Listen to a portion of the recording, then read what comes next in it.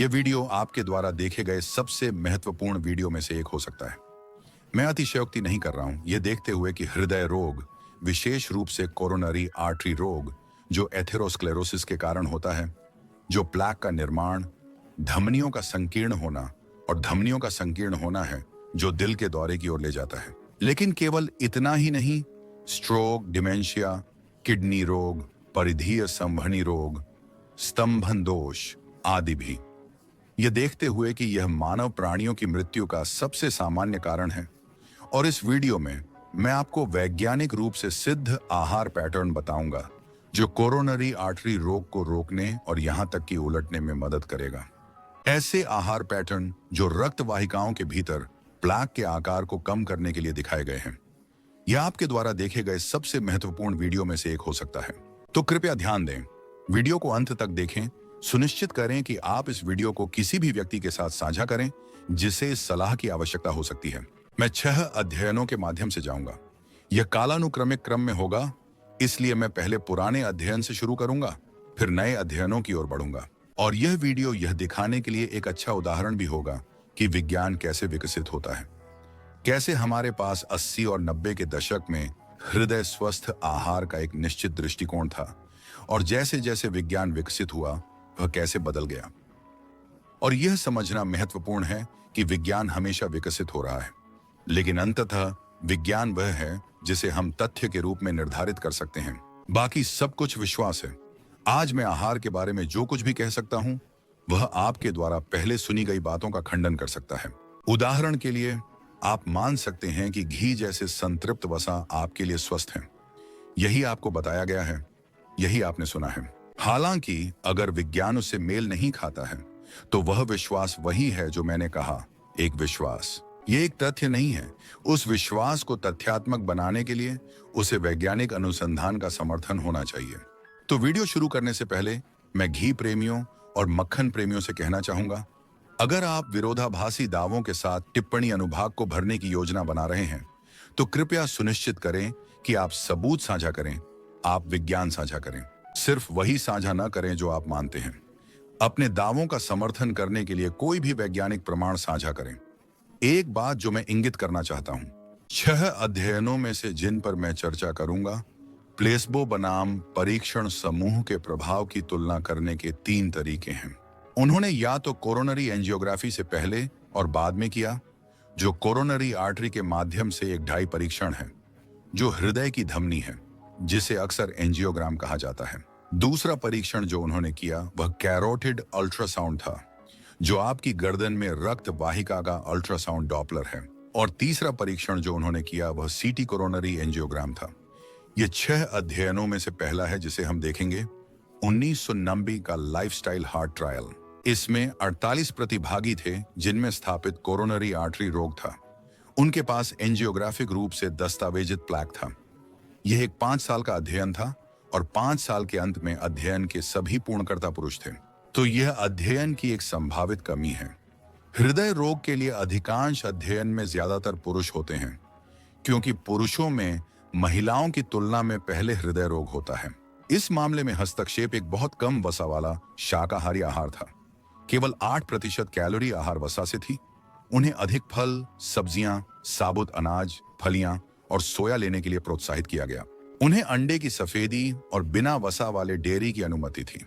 उनका आहार कोलेस्ट्रॉल लगभग 18 मिलीग्राम प्रतिदिन था, जो वास्तव में काफी कम है। हालांकि कुछ भ्रमित करने वाले कारक थे। इन ग्राहकों को सप्ताह में 3 घंटे मध्यम एरोबिक व्यायाम करने के लिए भी प्रोत्साहित किया गया। उन्हें धूम्रपान छोड़ने की सलाह दी गई थी, और उन्हें तनाव प्रबंधन और समूह मनोवैज्ञानिक समर्थन में भी सलाह दी गई थी।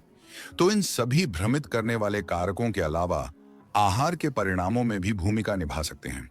तो उनकी तुलना नियंत्रण समूह से की गई, जिसे सामान्य चिकित्सा देखभाल मिली, और किसी भी प्रकार के संरचित आहार या जीवन शैली कार्यक्रम नहीं मिला। उस नियंत्रण समूह ने 1 वर्ष में प्लेक प्रगति को 42.7% से 6.1% तक देखा, जो 5 वर्षों में 1.9% तक और बढ़ गया।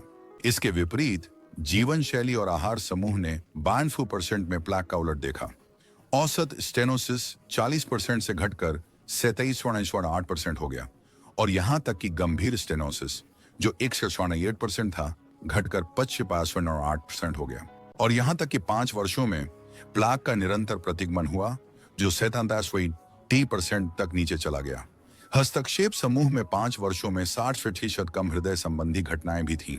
और इसलिए यहाँ मुख्य निष्कर्ष यह है कि एक जीवन शैली कार्यक्रम 1 वर्ष के भीतर एक धमनी के भीतर रुकावट में कमी का मतलब मापने योग्य प्लाक प्रतिगमन उत्पन्न कर सकता है, जिसे 5 वर्षों में प्रगतिशील प्रतिगमन के रूप में भी प्रदर्शित किया जा सकता है। कुछ सीमाएं थीं। परीक्षण में एक बहुघटक पहलू था, इसलिए उन सभी चीजों ने भूमिका निभाई होगी। नमूना आकार छोटा था। यह एक कोरोनरी एंजियोग्राम अध्ययन था और दीर्घकालिक पूर्णकर्ता केवल पुरुष थे, इसलिए शायद सामान्य जनसंख्या का पूरी तरह से प्रतिनिधित्व नहीं करता। यह एक अध्ययन है जो द लैंसेट में स्वयं प्रकाशित हुआ है और जैसा कि आप देख सकते हैं, सारांश यह है कि व्यापक जीवन शैली में परिवर्तन भी गंभीर कोरोनरी एथेरोस्क्लेरोसिस के प्रतिगमन को ला सकते हैं। और इस मामले में लिपिड घटाने वाली दवाओं के उपयोग के बिना भी अब निश्चित रूप से अब लिपिड घटाने वाली दवाएं मुख्य धारा का उपचार बन गई हैं, अत्यंत महत्वपूर्ण। और इसलिए आप देखेंगे कि भविष्य के अध्ययनों में अध्ययन के दोनों समूहों में लिपिड घटाने वाली दवाएं होंगी, जैसा कि होना चाहिए। दवा के विषय पर अगला अध्ययन वास्तव में दवा का परीक्षण करने के लिए डिजाइन किया गया था। STRS परीक्षण 90 पुरुषों के साथ जिनका दिल का दौरा या एंजाइना का पिछला इतिहास था और कोलेस्ट्रॉल बढ़ा हुआ था, और 2 समूह थे, एक कम वसा उच्च फाइबर आहार समूह अकेले बनाम वही आहार प्लस एक लिपिड घटाने वाली दवा। हालांकि यह एक स्टेटिन नहीं था, यह एक पुरानी कोलेस्ट्रॉल घटाने वाली दवा थी जो वर्तमान में उपयोग नहीं की जाती है। आहार में लगभग 27 कैलोरी वसा से थी, जो काफी अधिक है। वर्तमान सिफारिश लगभग 20% कैलोरी वसा से है। संतृप्त वसा 8 से 10%। आहार कोलेस्ट्रॉल 200 मिलीग्राम प्रतिदिन था, फिर भी अपेक्षाकृत उच्च, और उन्हें फाइबर सेवन बढ़ाने की भी सिफारिश की गई थी। नियंत्रण समूह को सामान्य देखभाल मिली। लगभग 50% 29 महीनों के बाद प्लाक प्रगति दिखाई। दूसरे समूह में, जो केवल आहार समूह था, उन्होंने अपने जीवन शैली और आहार के कारण संकीर्णता में लगभग 1% की कमी देखी। यह सांख्यिकीय रूप से महत्वपूर्ण नहीं था, लेकिन यह काफी महत्वपूर्ण है यह देखते हुए कि नियंत्रण समूह ने स्टेनोसिस की प्रगति दिखाई। लेकिन समूह जिसमें आहार और दवा दोनों थे, उन्हें 2 गुना लाभ मिला। उनमें संकीर्णता या स्टेनोसिस में 1.9% की कमी आई, जो सांख्यिकीय रूप से महत्वपूर्ण थी। आगे की हृदय संबंधी घटनाओं के संदर्भ में हालांकि संख्या छोटी थी, आहार समूह ने 70% कम घटनाएं देखी और आहार प्लस दवा ने नियंत्रण समूह की तुलना में 90% कम घटनाएं देखी, जिसे न तो आहार मिला और न ही दवा। यह STRS अध्ययन प्रकाशन है। सेंट थॉमस एथेरोस्क्लेरोसिस प्रतिगमन अध्ययन 3 समूहों के साथ, नियंत्रण समूह, कम वसा आहार समूह और कम वसा प्लस कोलेस्टेरामाइन, जो उस समय उन्होंने उपयोग की गई कोलेस्ट्रॉल घटाने वाली दवा थी। यह एक पित्त अम्ल को बांधने वाली दवा है जो वर्तमान में कोलेस्ट्रॉल को कम करने के लिए उपयोग नहीं की जाती है। और जैसा कि आप देख सकते हैं, केवल आहार परिवर्तन ने प्लाक को धीमा कर दिया और प्रतिगमन का कारण बना। लेकिन जब कुल कोलेस्ट्रॉल को कम करने के लिए उपचार के साथ जोड़ा गया, तो यह और भी प्रभावी था। 6 में से तीसरा अध्ययन 1994 का स्क्रिप्ट ट्रायल है। 118 प्रतिभागी, 80% पुरुष। उनके पास दस्तावेजित कोरोनरी आर्टरी रोग था। उन्हें एक मध्यम वसा आहार दिया गया, 24% कैलोरी वसा से 7% संतृप्त वसा, कुल कोलेस्ट्रॉल लगभग 140 मिलीग्राम प्रतिदिन। तो इसे एक मध्यम वसा वाले आहार के रूप में वर्णित किया जाएगा। मैं आमतौर पर अपने ग्राहकों को वसा से 20% से कम कैलोरी और संतृप्त वसा के लिए 5% से कम की सलाह देता हूं। कुछ भ्रमित करने वाले कारक थे क्योंकि इन ग्राहकों को व्यायाम करने, धूम्रपान छोड़ने के लिए भी प्रोत्साहित किया गया था। उन्हें कोलेस्ट्रॉल कम करने वाली दवा दी गई थी और उन्हें वजन घटाने की सलाह भी दी गई थी। नियंत्रण समूह को सामान्य देखभाल मिली और फॉलोअप 4 साल का था। परिणाम आशाजनक थे लेकिन नाटकीय नहीं थे, और संभवतः क्योंकि यह एक मध्यम वसा वाला आहार था, 20% हस्तक्षेप प्रतिभागियों ने कुछ प्लाक प्रतिगमन दिखाया। लेकिन कुल मिलाकर औसतन प्लाक की प्रगति अभी भी थी। हालांकि यह नियंत्रण समूह की तुलना में धीमी थी। नैदानिक घटनाओं के लिए दोनों समूहों के बीच कोई सांख्यिकीय रूप से महत्वपूर्ण अंतर नहीं था। यह स्क्रिप्ट अध्ययन प्रकाशन है, Stanford coronary risk intervention project, और आप देख सकते हैं कि निष्कर्ष यह था कि 4 वर्षों में गहन बहुकारक जोखिम में कमी ने कोरोनरी धमनी रोग वाले पुरुषों और महिलाओं में कोरोनरी धमनियों में लुमिनल संकीर्णता की दर को अनुकूल रूप से बदल दिया और अस्पताल में भर्ती और हृदय संबंधी घटनाओं को कम कर दिया। जैसा कि मैंने वीडियो की शुरुआत में कहा था, मैं चाहता हूं कि आप विज्ञान के विकास के साथ अध्ययनों में दृष्टिकोण में बदलाव देखें। पहले 3 अध्ययन 90 के दशक की शुरुआत में किए गए थे और आहार जिसे उन्होंने हृदय रोग में कमी के लिए सबसे अच्छा आहार माना और इसने कुछ आशा दिखाई, वह एक कम वसा वाला आहार था। लेकिन अगले 3 परीक्षण अधिक हाल के परीक्षण हैं और यह धारणा चुनौती देंगे कि कम वसा वाला आहार सबसे अच्छा आहार है। जैसा कि हम अगले अध्ययन में देखेंगे, यह इसके बजाय एक भूमध्य सागरीय शैली के आहार का उपयोग कर रहा था, जो एक कम वसा वाला आहार नहीं है। हालांकि यह एक उच्च स्वस्थ वसा या अच्छे वसा वाला आहार है, जिसमें कम खराब वसा वाला आहार है। इसलिए वसा को राक्षस नहीं बना रहे हैं, बल्कि वसा के भीतर अच्छे और बुरे वसा के बीच अंतर कर रहे हैं। तो चौथा परीक्षण जिसे हम चर्चा करेंगे वह 2013 में किया गया प्रीडाइम्ड अध्ययन है। 100 उच्च जोखिम वाले व्यक्ति, जिनमें से अधिकांश महिलाएं थीं, 7000 से अधिक कुल प्रतिभागियों का उपसमूह और हस्तक्षेप या तो अतिरिक्त वर्जिन जैतून के तेल के साथ एक भूमध्य सागरीय शैली का आहार था या अधिक मिश्रित नट्स। नियंत्रण समूह को कम वसा वाले आहार का पालन करने की सलाह दी गई थी। फॉलोअप 2.4 वर्षों में था और उन्होंने तुलना के लिए कैरोटिड आर्टरी डॉपलर का उपयोग किया। कम वसा वाले समूह में धमनी की दीवार की मोटाई में वृद्धि हुई थी। जैतून के तेल समूह में धमनी की दीवार में न तो प्रगति हुई और न ही प्रतिगमन, जबकि नट्स समृद्ध भूमध्य सागरीय आहार समूह में कैरोटिड दीवार की मोटाई में महत्वपूर्ण कमी आई। हालांकि कम वसा वाले समूह की तुलना में दोनों प्रकार के भूमध्य सागरीय शैली के आहारों में घटनाओं में महत्वपूर्ण कमी आई। जैतून के तेल भूमध्य सागरीय शैली के आहार में घटनाओं में 31% की कमी आई। नट्स समूह में घटनाओं में 28% की कमी आई। और उन्होंने उन लोगों का उपसमूह विश्लेषण भी किया जिन्होंने भूमध्य सागरीय शैली के आहार का उच्च अनुपालन किया था और उनमें घटनाओं में 18% की कमी आई। यह प्रीडाइम्ड अध्ययन का प्रकाशन है new England journal of medicine में। अतिरिक्त वर्जिन जैतून के तेल या नट्स के साथ पूरक भूमध्य सागरीय आहार के साथ हृदय रोग की प्राथमिक रोकथाम। और आप यहाँ निष्कर्ष देख सकते हैं। इस अध्ययन में उच्च हृदय जोखिम वाले व्यक्तियों को शामिल किया गया था। प्रमुख हृदय घटनाओं की घटना उन लोगों में कम थी जिन्हें अतिरिक्त वर्जिन जैतून के तेल या नट्स के साथ पूरक भूमध्य सागरीय शैली का आहार सौंपा गया था, उन लोगों की तुलना में जिन्हें कम वसा वाला आहार सौंपा गया था।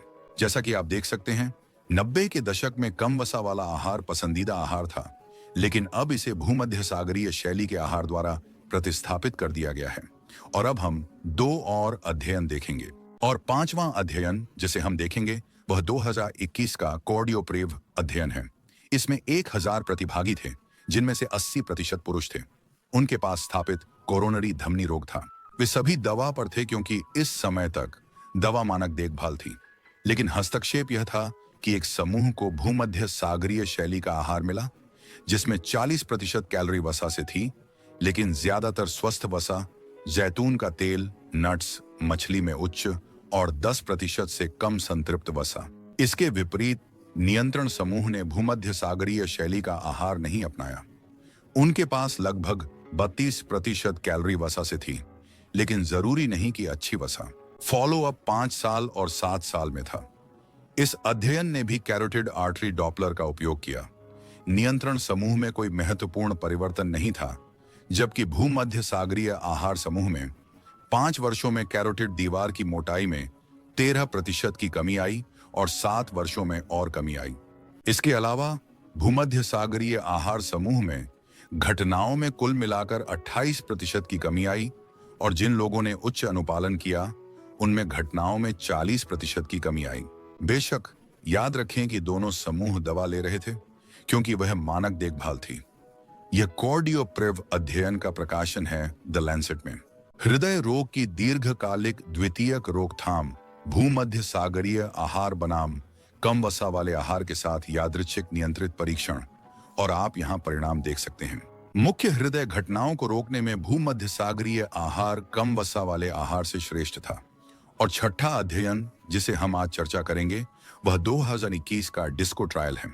इसमें 45 प्रतिभागी थे, 83% महिलाएं थीं। सभी समूह स्टेटिन ले रहे थे। और यह दिलचस्प है क्योंकि भूमध्य सागरीय शैली के आहार के बजाय उनके पास डैश आहार प्लस व्यायाम का हस्तक्षेप था। डैश आहार भूमध्य सागरीय शैली के आहार के बहुत समान है, लेकिन इसमें आहार में सोडियम को कम करने और पोटेशियम को बढ़ाने पर अधिक ध्यान केंद्रित किया गया है। इसलिए यह स्वाभाविक रूप से उच्च रक्तचाप के लिए अधिक आहार के रूप में डिजाइन किया गया है। लेकिन डैश आहार के प्रमुख घटक भूमध्य सागरीय शैली के आहार के बहुत समान हैं। फॉलोअप 1 साल के समय में था। नियंत्रण समूह में प्लैक वॉल्यूम में थोड़ी वृद्धि देखी गई, हालांकि आहार समूह में प्लैक स्थिर रहे। हालांकि गैर कैल्सिफाइड प्लैक के लिए, इसलिए सॉफ्ट प्लैक जो अधिक अस्थिर होते हैं, लेकिन वे भी जो अधिक बदलते हैं। डैश आहार के साथ गैर कैल्सिफाइड प्लैक में 1.7% की कमी आई, जबकि केवल स्टेटिन दवा के साथ गैर कैल्सिफाइड प्लैक में 0.7% की कमी आई। इसलिए डैश आहार में कोलेस्ट्रॉल को कम करने के लिए दवा के ऊपर एक अतिरिक्त लाभ था। और यह डिस्को अध्ययन का प्रकाशन है। उच्च रक्तचाप को रोकने के लिए आहार दृष्टिकोणों के दीर्घकालिक परिणाम, जो कि डैश आहार है गैर अवरोधक कोरोनरी धमनी रोग में। और उन्होंने पुष्टि की कि डैश आहार का मध्यम लेकिन सुसंगत अनुपालन फार्माकोथेरेपी या कोलेस्ट्रॉल कम करने वाली दवा के लिए एक मूल्यवान पूरक था। और बेशक यदि अन्य जोखिम कारक जैसे चीनी, रक्तचाप, मोटापा हैं, तो उन स्थितियों के लिए उपयोग की जाने वाली सभी अन्य दवाओं का अनुपालन भी। तो अब तक आपने देखा होगा कि भले ही अधिकांश लोग सोचते हैं कि एक बार जब आपको कोरोनरी धमनी रोग या किसी भी प्रकार की एथेरोस्क्लेरोसिस, स्ट्रोक, कैरोटिड धमनी या किसी अन्य रक्त वाहिका में प्लैक का निर्माण हो जाता है, तो यह अपरिवर्तनीय है। इसे रोका नहीं जा सकता, इसे केवल धीमा किया जा सकता है। आपने अब तक देखा होगा कि हमने देखा है कई अध्ययन, कई प्रमाण दिखाते हैं कि रक्त वाहिकाओं में रुकावटें, जो मानव प्राणियों की मृत्यु का नंबर 1 कारण है, को उचित जीवन शैली और आहार के माध्यम से उलटा किया जा सकता है। लेकिन वास्तव में एक स्वस्थ आहार के घटक क्या हैं? एक आहार जो आपको हृदय रोग, विशेष रूप से एथेरोस्क्लेरोटिक कोरोनरी धमनी रोग को रोकने में मदद करेगा, लेकिन यह भी दवा के पूरक के रूप में इसे उलट देगा जो आपको लेनी चाहिए। आइए एक स्वस्थ आहार की विशेषताओं के माध्यम से चलते हैं। सभी सफल आहारों में सब्जियों, फलों, फलियों, साबुत अनाज और नट्स का उच्च सेवन था। एक बात जो मैं इंगित करना चाहूंगा कि ये सभी खाद्य पदार्थ कार्ब्स के परिवार से संबंधित हैं। और यही कारण है जब मैं ग्राहकों को यह कहते हुए देखता हूं कि वे पहले से ही जानते हैं कि एक स्वस्थ आहार क्या है, उन्हें बस अपने कार्ब्स को कम करना है। ईमानदारी से कहूं तो यह मुझे थोड़ा परेशान करता है, क्योंकि कार्ब्स सबसे स्वस्थ खाद्य पदार्थ हो सकते हैं जो आप खा सकते हैं। अगर आप यह कहकर यह मतलब निकालते हैं कि आप परिष्कृत कार्ब्स, सफेद आटा, bakery items, snacks, cake, cookies, croissants को कम करना चाहते हैं, तो यह बहुत अच्छा है। यह एक बहुत अच्छा विचार है। अगर कार्ब्स को कम करने से आपका मतलब अल्ट्रा प्रोसेस्ड, फैक्ट्री में बने, लंबे समय तक स्टोर किए जाने वाले खाद्य पदार्थों को कम करना है, तो यह मुझे अच्छा लगता है। अगर कार्ब्स से आपका मतलब उन परिष्कृत ओठों से है जिन्हें संतृप्त वसा के साथ मिलाकर डीप फ्राई किया गया है, और यह जलेबी, पकौड़े, डोनट्स, टिम्बिट्स हो सकते हैं, तो यह एक बहुत अच्छा विचार है। लेकिन अगर कार्ब्स को कम करने से आपका मतलब साबुत नट्स, साबुत अनाज, सब्जियां, फल, दालें, फलियां, सोया उत्पाद, बीन्स को कम करना है, तो यह एक भयानक विचार होगा, क्योंकि ये सबसे स्वस्थ खाद्य पदार्थ हैं जो आप खा सकते हैं। इसीलिए भविष्य में अगर आप उन लोगों में से हैं जो कहते हैं कि आप सिर्फ अपने कार्ब्स को कम करना चाहते हैं, तो मैं आपसे आग्रह करूंगा कि आप उस लाइन को बदलें और इसके बजाय कुछ ऐसा कहें, मैं अल्ट्रा प्रोसेस्ड, परिष्कृत कार्ब्स और संतृप्त वसा को कम करना चाहता हूं। यह बयान अधिक समझदार और वैज्ञानिक रूप से सही होगा। और जिन खाद्य पदार्थों को आपको कम करना चाहिए वे हैं संतृप्त वसा। ये लाल मांस, अल्ट्रा प्रोसेस्ड खाद्य पदार्थ होंगे जिनमें अक्सर पाम ऑयल, नारियल तेल, स्तनधारी स्रोतों से ठोस वसा जैसे मक्खन, घी और पूर्ण वसा वाले डेयरी उत्पाद होते हैं। जोड़े गए शर्करा, कुकीज, क्रोइसेंट्स, केक, बेकरी आइटम्स और परिष्कृत कार्बोहाइड्रेट, सफेद चावल, सफेद ब्रेड, सफेद नान, जहां भूसी, भूरा जो फाइबर, स्वस्थ वसा, प्रोटीन होता है, हटा दिया गया है और केवल सफेद आटा या सफेद चावल बचा है। ये परिष्कृत कार्बोहाइड्रेट हैं। ये वे खाद्य पदार्थ हैं जो हृदय रोग के जोखिम को बढ़ाते हैं। एक मीट्रिक जो हृदय रोग के साथ सबसे अधिक सहसंबंधित है वह है एलडीएल कोलेस्ट्रॉल। अन्य मीट्रिक जो समान के उपभिन्नांश या बड़े भिन्नांश हैं वे होंगे नॉन एचडीएल कोलेस्ट्रॉल, एपोबी। मैं बस सभी को याद दिलाना चाहूंगा कि एक पारिवारिक कोलेस्ट्रॉल होता है जिसे एलपी या लिपोप्रोटीन कहा जाता है, जिसे आपके जीवन काल में कम से कम एक बार जांचा जाना चाहिए और यह हृदय रोग के लिए एक उच्च जोखिम कारक है। आपको अधिक सब्जियां, पत्तेदार साग, क्रूसीफेरस सब्जियां, फलियां, जामुन जैसे फल, खट्टे फल, सेब, साबुत अनाज जैसे ओट्स, जौ, क्विनोआ, फलियां जैसे दालें, चने, बीन्स, नट्स और बीज, जैतून का तेल, फैटी मछली और कम वसा वाला दही या दूध खाना चाहिए। व्यक्तिगत रूप से मुझे लगता है कि नट मिल्क और सोया मिल्क भी अच्छे विकल्प हैं। और जो आपको कम खाना चाहिए वह है ठोस स्तनधारी वसा जैसे मक्खन और घी, लाल मांस और प्रोसेस्ड मांस, डीप फ्राइड खाद्य पदार्थ, अल्ट्रा प्रोसेस्ड स्नैक्स, परिष्कृत सफेद अनाज, शर्करा युक्त पेय और मिठाइयाँ जिनमें जोड़ी गई शर्करा होती है और बड़ी मात्रा में शराब। खैर, मैं पहले से ही टिप्पणी अनुभाग देख सकता हूँ।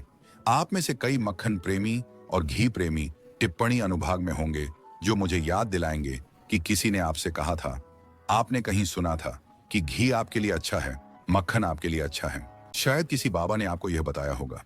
लेकिन मैं आपको याद दिलाना चाहूंगा, आप जो चाहें विश्वास कर सकते हैं। आप विश्वास कर सकते हैं कि पृथ्वी सपाट है या पृथ्वी एक गोला है। आप विश्वास कर सकते हैं कि हम सूर्य के चारों ओर घूमते हैं। आप यह भी विश्वास कर सकते हैं कि सूर्य पृथ्वी के चारों ओर घूमता है। आप जो चाहें विश्वास कर सकते हैं। जो एक तथ्यात्मक विश्वास को गैर तथ्यात्मक विश्वास से अलग करता है वह है वैज्ञानिक प्रमाण। ये वास्तव में कोई फर्क नहीं पड़ता कि बाबा ने क्या कहा। यह वास्तव में कोई फर्क नहीं पड़ता कि आपने फेसबुक या सोशल मीडिया पर किसी मांसाहारी या कीटो प्रभावक द्वारा क्या देखा। जो मायने रखता है वह है वैज्ञानिक प्रमाण। वहां बहुत अधिक गलत जानकारी है। लोग कह रहे हैं कि एलडीएल कोलेस्ट्रॉल हृदय रोग के लिए मायने नहीं रखता, जब हमारे पास दशकों और दशकों के वैज्ञानिक प्रमाण हैं जो पुष्टि करते हैं कि एपोबी, एलपी, एलडीएल हृदय रोग के लिए सबसे महत्वपूर्ण कारक हैं। बेशक अन्य कारक जैसे शर्करा, वजन, रक्तचाप भी महत्वपूर्ण हैं। लेकिन अगर आप वास्तव में टिप्पणी अनुभाग में आकर यह तर्क देना चाहते हैं कि घी और मक्खन आपके लिए स्वस्थ हैं, तो कृपया वैज्ञानिक प्रमाण के साथ आएं और सुनिश्चित करें कि यह मानव संभावित यादृच्छिक नियंत्रण परीक्षण डेटा समकक्ष स्तर का वैज्ञानिक प्रमाण है। कोई पशु अध्ययन या लैब में पेट्री डिश से यांत्रिक व्याख्या नहीं। मुझे उम्मीद है कि आपको यह वीडियो उपयोगी लगा होगा। कृपया इसे किसी ऐसे व्यक्ति के साथ साझा करें जिसे हृदय रोग है या शायद हृदय रोग का खतरा है। ऐसा करके आप एक जीवन बचा सकते हैं। एक संलग्न ब्लॉग है जिसे मैं वीडियो के विवरण में डालूंगा। सुनिश्चित करें कि आप उसे पढ़ें। यदि आप सटीक वैज्ञानिक चिकित्सा जानकारी के साथ अद्यतित रहना पसंद करते हैं तो YouTube चैनल को सब्सक्राइब करने पर विचार करें, ब्लॉग को सब्सक्राइब करें और मैं आपको अगले वीडियो में मिलूंगा।